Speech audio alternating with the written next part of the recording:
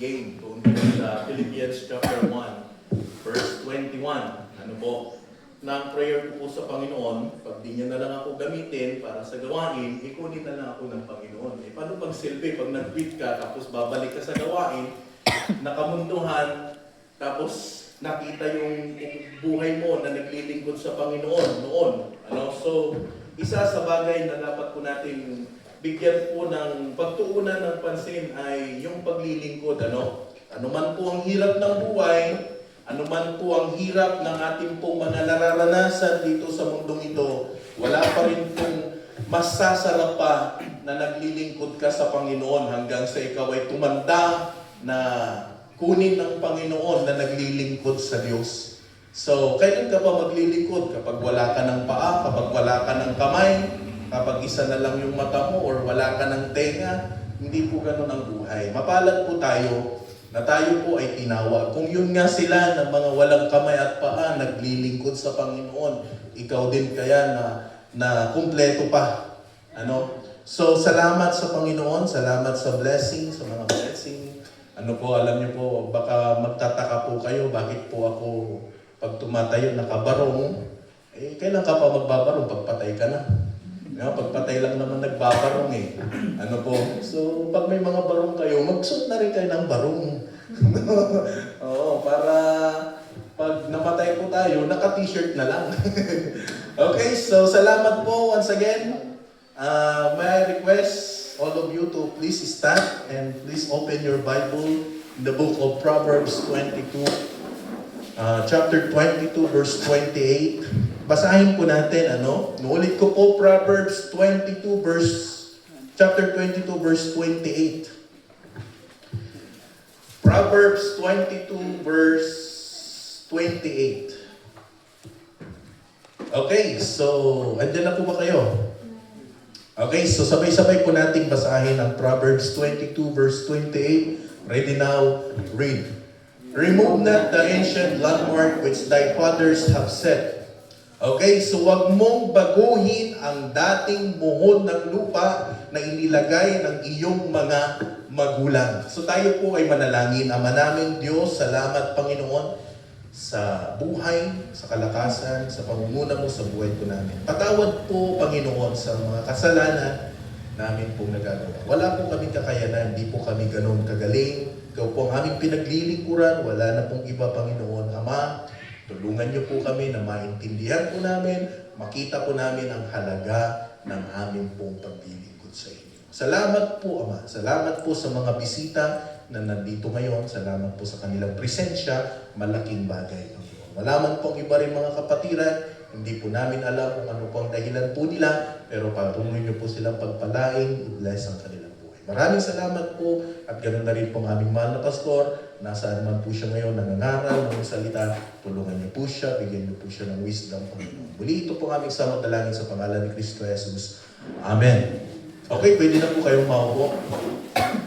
Remove not the ancient landmark. Ito po ay napaka-importante na ating pong pag-aralan, yung bang landmark na maituturing po natin. Mohon, marka, na kung saan masasabi po natin na pag-aari po natin. So, the ancient landmark in the Bible of KJV Bible, primary from Proverbs 22 verse 28, refers the literal boundaries, stone or makers setting properly lines in ancient Israel. At literal po ito. Kasi in the Old Testament, kung atin pong babasahin, the whole books po ng Old Testament, especially nung panahon po nila Joshua, actually nung panahon pa nila Moses, hanggang kay Joshua, hanggang sa nagkaroon po ng mga judges, nagkaroon po ng mga kings like Saul at panahon po ni David, kasi kung kay Solomon, wala na pong gera doon eh. Pero nung panahon po nila hanggang kay David, marami pong mga labanan na nangyari. Maraming mga teritoryo ang mga nasakop. Especially nung panahon po ni Joshua, na nung panahon na yan ay kasagsagan po na sila po ay nagpapalawak po ng teritoryo. So, ibig sabihin, ang style po nila, once na nasakop po nila yung isang bansa o isang lugar, lalagyan po nila ng muhon o palatandaan na yung lugar na yan ay pag-aari po nila. So, ganun po yung literal na makikita po natin dito. Sapagkat punong-puno po ng laban nung panahon po ng Old Testament. Ano po? A command against theft and disrespecting ancestral land divisions. Ano po? Isang utos laban sa mga magnanakaw. Ano pa? At hindi paggalang sa mga paghahati ng lupang ninuno. Gayunman, ito rin ay metaphorical na nauunawaan bilang mga pundasyon sa katotohanan sa Biblia, mga doktrina at pamantayan ng kabanalan at kaligtasan na itinatag ng Diyos saan na hindi dapat baguhin o ilipat ng mga mananampalataya na nagbibigay diin ng integridad na pagsunod sa mga itinatag na pamamana. So hindi lamang ito sa literal na nangyayari, kundi maging sa spiritual na dapat alam po natin yung landmark na hindi mo pwedeng baguhin yung nakasanayan natin, yung natutunan natin na galing sa salita ng Panginoon, sapagkat ito po ay importante. Sa panahon po natin ngayon kasi, marami na pong nabago, especially doon po sa katuruan ng kaligtasan, sa doktrina, at maging sa kung paano po ang practices ng church na hindi na po nila ginagawa po ngayon. Ano po? Dahil po sa, siguro ang iniisip po ng marami, pag binago natin to marami tayong mahihikayat. Hindi po ganoon ang Panginoon eh. Ang Panginoon, hindi naman po nabago yung kanyang kautusan. Hindi naman po pabago-bago ang Diyos para lamang po mahikayat yung mga tao. Hindi eh. So, kung makikita po natin, napaka-importante po na wag po nating hayaan na yung muhon, yung landmark, na inilagay sa atin ay mabago. Kung tayo nga, pag meron kang lupa, pag meron nakitang inusod yung lupa mo, ayaw mo eh. Ano po? Properly markers. An ancient times, large stone trees and piles of stones mark the ages of fields and family inheritance. Diba? Ganun naman ang ginagawa po natin. Akin yan kasi ako nagtanim yung mangga na yan. Yan yung pagitan ng ating bahay. Pag yan, nakita ko yung bakod mo, umusod kunti. O di ba? Nagagalit tayo eh. Ayaw natin na yung ating muhon inuusod kahit nga lang, siguro kahit isang bangkal lang ang maiusod. Ayaw natin eh. Makikipag-away pa tayo eh. Di ba? Pag-usap yung mga lupa, minsan kahit magkakapamilyahan yan, nagdidemandahan yan.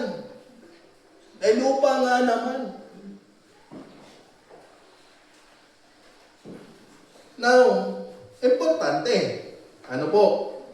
Moving this was a serious offense forbidden by God's law as it was form of theft and breaking covenants. Ano po?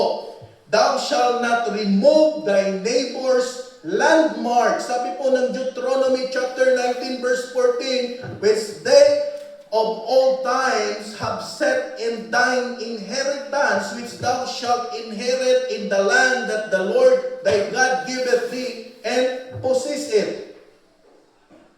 So wag nating baguhin yung muhon ng ating kapitbahay, sabi po ng Bible. Ano po? So, napaka-importante nito, especially sa mga Israelites, na pinapahalagahan talaga nila yung kanilang nasasakupan. Sapagkat doon sa kanilang nasasakupan, nandoon yung pamana, nandoon nila kinukuha yung kanilang hanap buhay. Di ba gano'n naman tayo pag meron kang lupa? Kaya nga pag meron kang malaking lupain yung termino ng mga unbeliever, nagswerte ka mo tanan, naglawat ta dagam.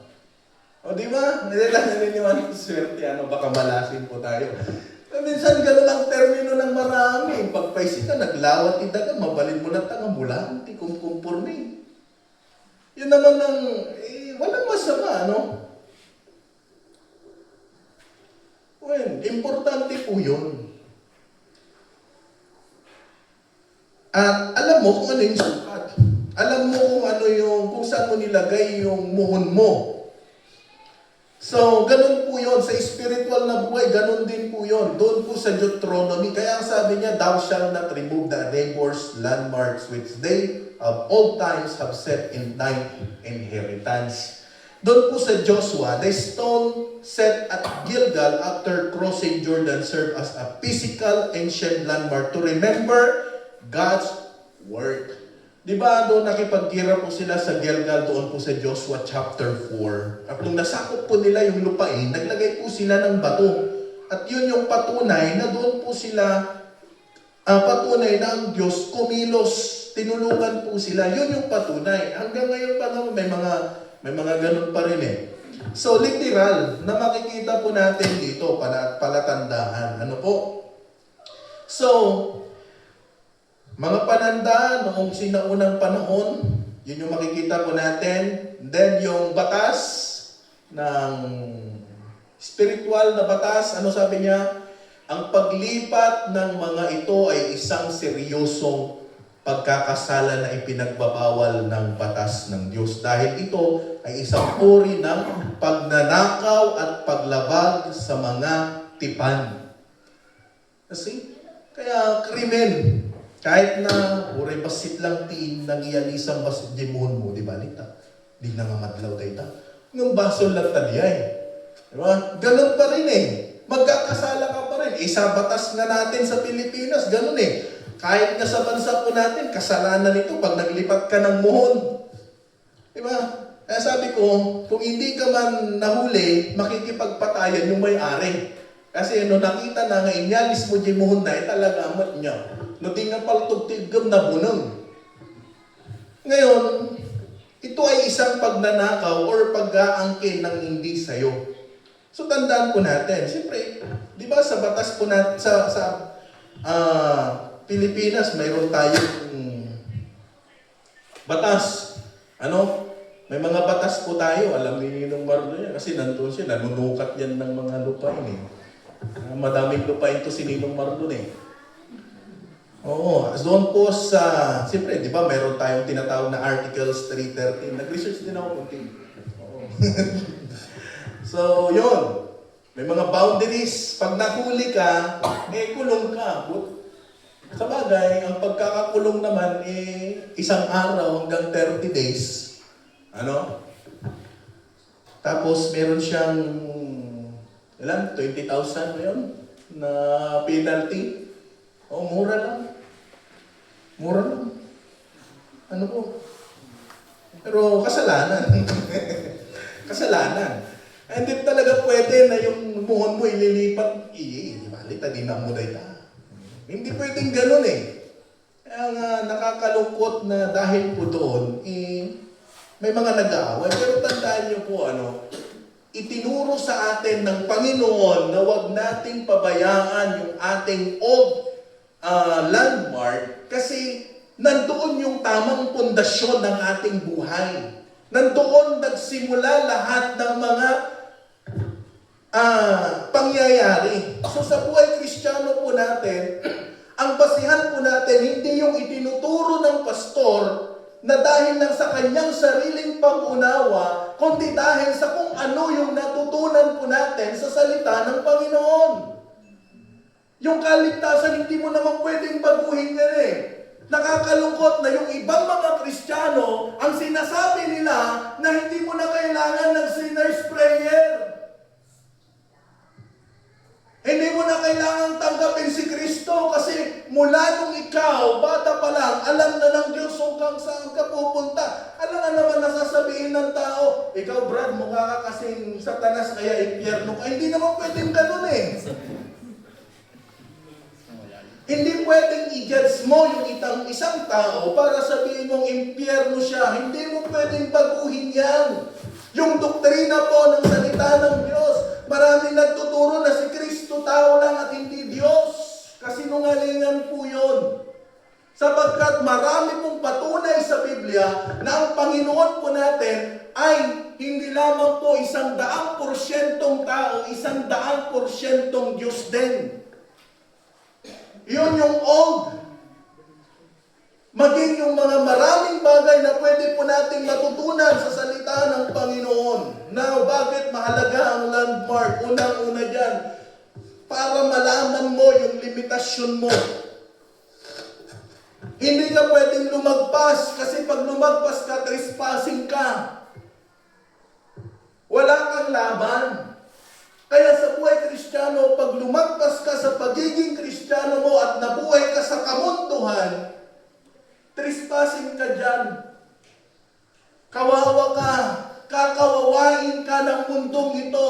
Sisirain ni Satanas yung buhay na meron tayo sapagkat nilalagpasan natin yung mohon na inilagay ng Diyos para sa atin.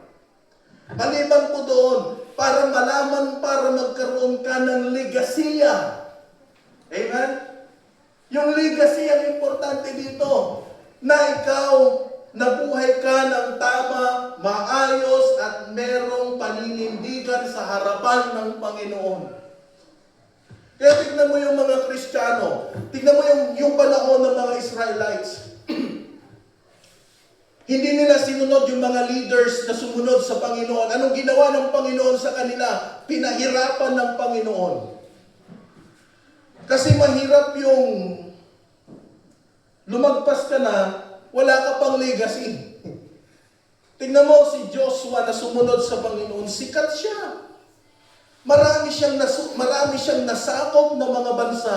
Marami siyang napatunayan sa mga Israel na kapag sila ay sumunod sa Diyos, mararanasan nila yung buhay na kung saan maginhawa at maayos sa piling ng Panginoon. Amen. Hello?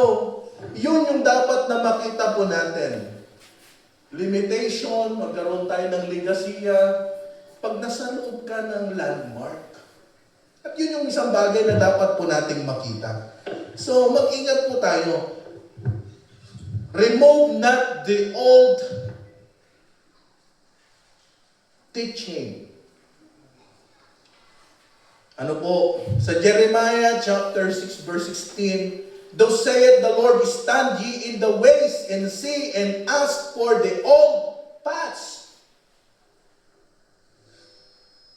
Where is the good way, and walk therein, and ye shall find to rest your soul. But they said, we will not walk therein." Ano sabi niya dito? Kayo at ang mga daan at magsitingin kayo, at ipagtanong ninyo ang mga dating landas. Kaya nga pag ikaw ay isang Kristiyano, aalamin mo kung ano yung mga buhay ng Kristiyano nung unang panahon. Kaya nga meron tayong Bible na dito babasahin mo, ganito ba ang sinusunod ng Bible? Ganito ba ang sinusunod ng mga Kristiyano? Kung sa pastor ka lang nakikinig, hindi ko na sinabi na si Pastor Malaki tinuturo. Kung nakatipindi ka lang doon sa pakikinig mo, tapos mali pala itinuturo, wala din. Dapat meron kang pag-aaral na sarili na galing sa salita ng Panginoon. Yung bang itinuturo, tama. Yung bang practices, tama. Kaya nga alam nyo, maraming mga simbahan na ipinagbabawal ang Bible. Bakit? Kasi hindi itinuturo ang tama na paglilingkod. Old teaching. Remove not the old teaching, remove not the old conversation. Ano yung conversation? Yung way of life, yung lifestyle ng maraming Kristiyano. Ano sabi po ng Bible? But be the one examples of the believers in words and in conversation. Kaya nga mas maganda na sa buhay Kristiyano, napakainhin ng maraming Kristiyano. Yung style ng panunood, dapat makita yung pagiging Kristiyano. Ano ngayon kung tawagin kang manang? Kaysa naman yung magsuot ka, kita naman yung kaluluwa mo. Hello?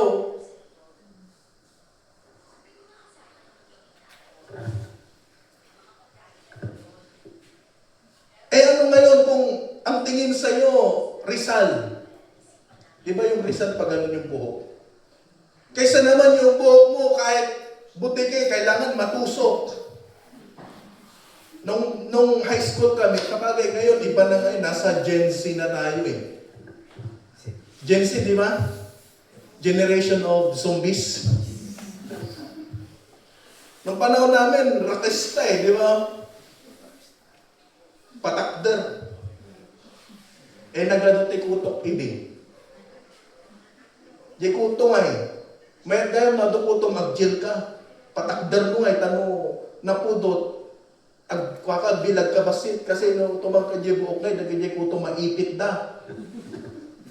Matay.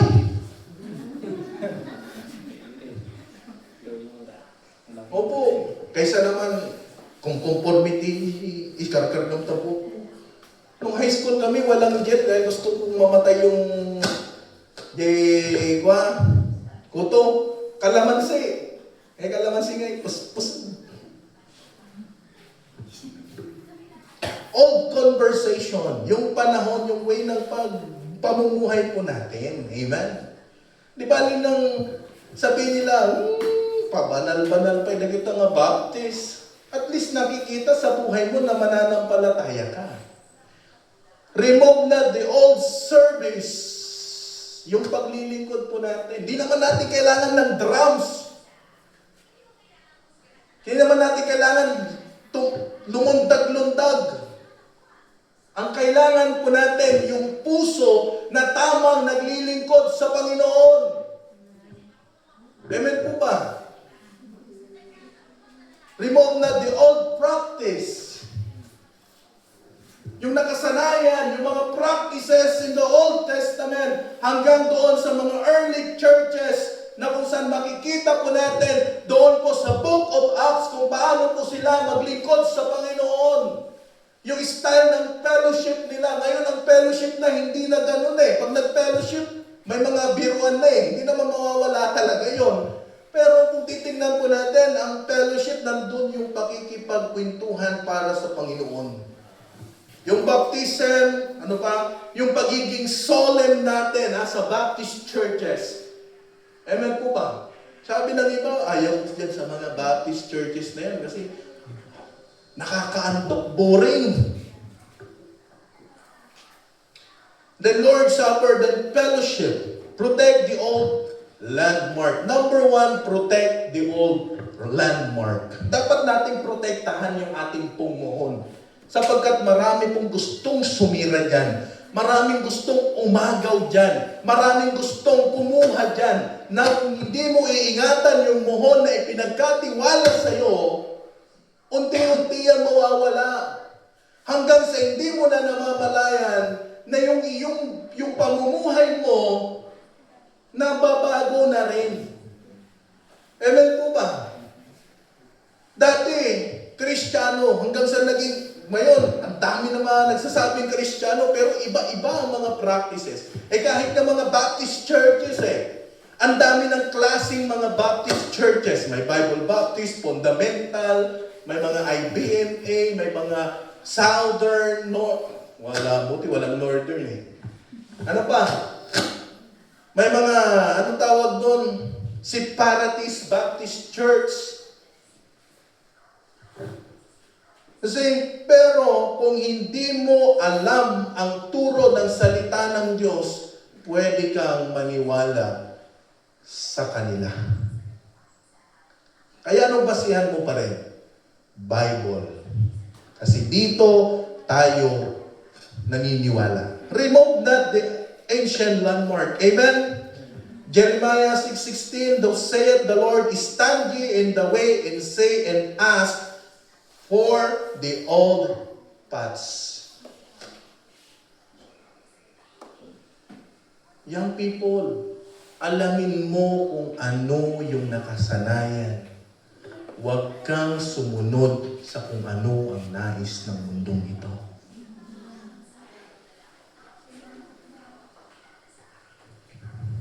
Protect the old teaching, protect the old conversation, yung way of life, protect the old service and then old practices. Number two, not only to protect the old ancient landmark, preserve. Dapat ipipreserve mo yan na hanggang sa salit-saling lahi mo, yung nakasanayan mo at natutunan mo na galing sa salita ng Panginoon hanggang sa kahapo-apu-apuhan mo, yun ang kanilang sinusunod. Ang nakakalungkot po noon, ganito kasi yung lifestyle namin, pero ngayon, iba na po yung natututunan, iba na yung doktrina. Kaya nga po, kahit nga sa church, pagpaiba-iba yung pastor, nagpaiba-iba din yung mga practices. Iba-iba din ang style. Kasi yun nga, imbis na ang Bible lang sundin, yung methods, ganito kasi yung style ko. Hindi, mas maganda yung style ko kasi ganito para mas lalong makapag-imbita. Hindi ganun eh. Kung gusto mong i-preserve ang salita ng Panginoon, yung katuruan para sa kanila, yun ang ituro mo lagi para sa kanila. At ano sabi niya? Remove not the ancient landmarks which thy father have set, na inilagay. O, di ba? Sino sa inyo na yung lupa niya galing pa sa ninunuhan niya?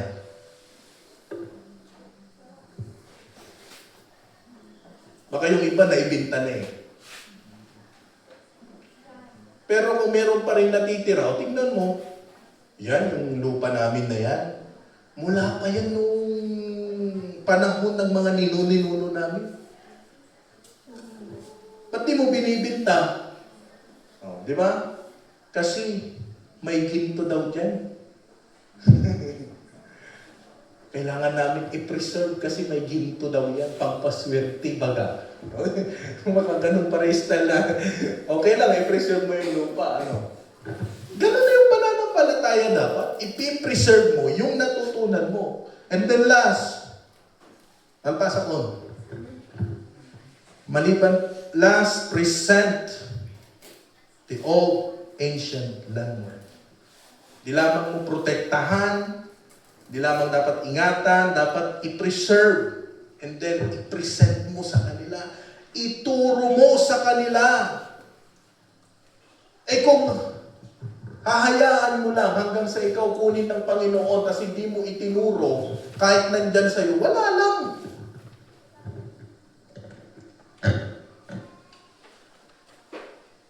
Ano sabi niya doon sa Psalm 78 verse 4? We will not hide them from their children, showing to the generation to come the praises of the Lord and His strength and wonderful works that He hath done.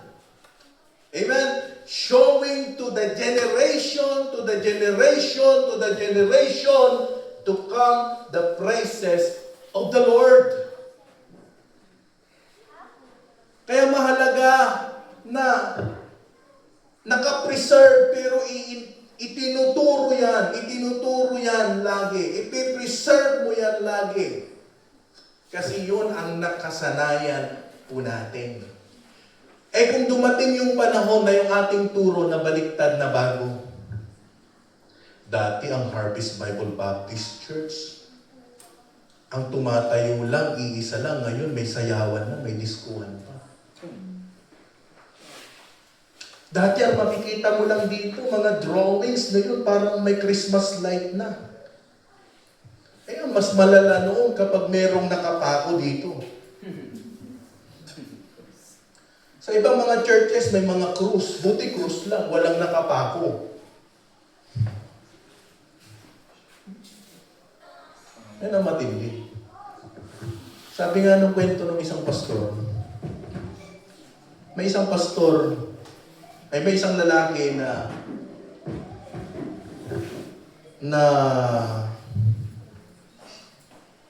bumili ng tubig.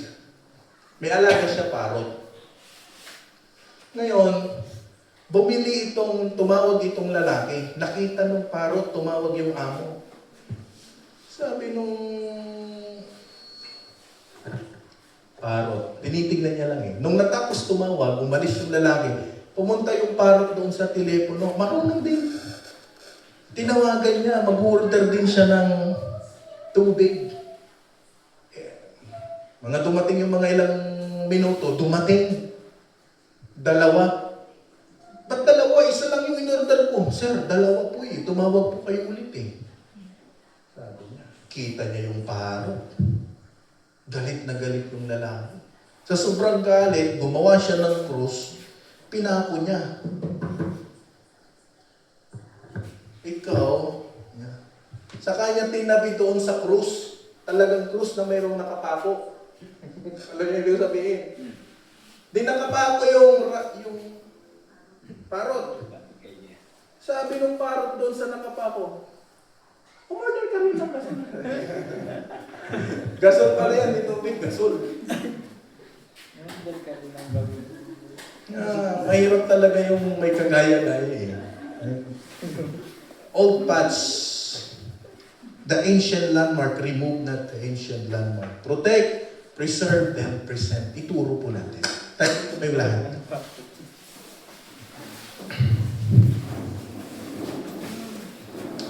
Let's pray. Ama naming Diyos, muli salamat Panginoon sa umaga pong ito, tanghali pong ito. Salamat sa natapos po naming service.